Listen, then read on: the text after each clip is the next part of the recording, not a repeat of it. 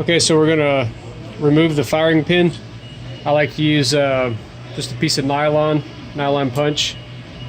If you turn the head facing down and just take the pressure off of it, pin falls out. Dump out the firing pin and spring. You've got a roll pin on top of the axis pin for the extractor. If you put it in the fixture upside down and you take the appropriate size punch, and I like to hold my finger over the extractor to hold it in place, lightly tap it, and you can see that the roll pin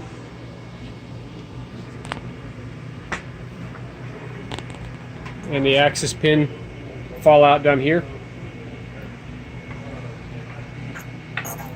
And then I've still got the extractor captivated.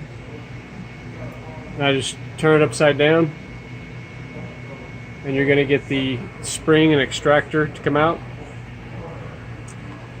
So what we're going to do, all the bolts here on out will have a 45-degree chamfer right here.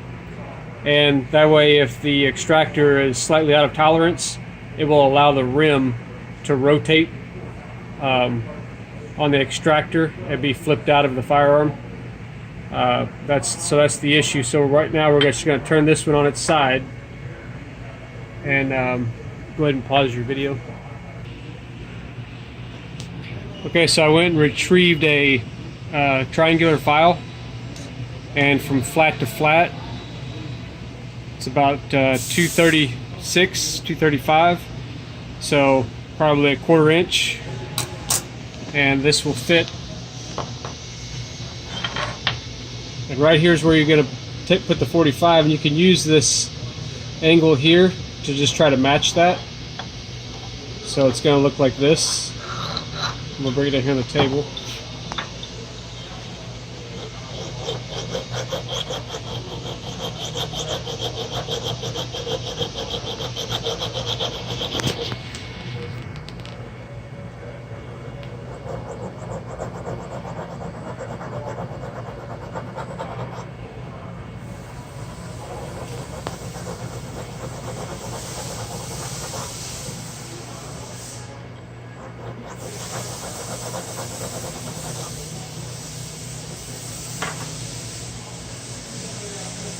So it's not much.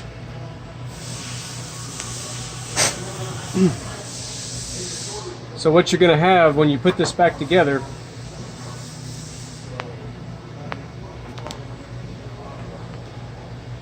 I like to basically hold the spring and extractor like this and then guide it in to ensure that you don't get the spring out of the spring pocket.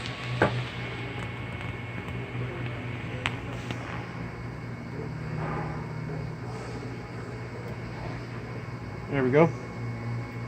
And then the axis pin. Usually you can push that right in by hand. And you see that it bottoms out here. And before I put the roll pin on top, I always check the extractor to make sure the spring didn't get put in sideways, and it should snap back. Then put it in your fixture. Take the roll pin, push it down in the top. It's a little difficult to get started.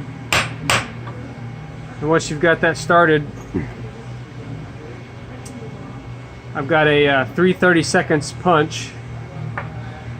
That's the proper size to seat that roll pin. And then you're done. And then if you look at it, you're just gonna barely see that 45-degree chamfer there. And you're gonna notice you've done it right when you put the brass in, the empty case, and you'll notice a substantial drop in the resistance to get it out. It's just real easy to come out. And that's done 100% function.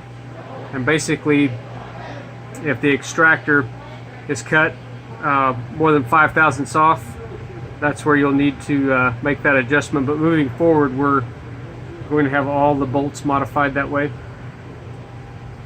And that's it.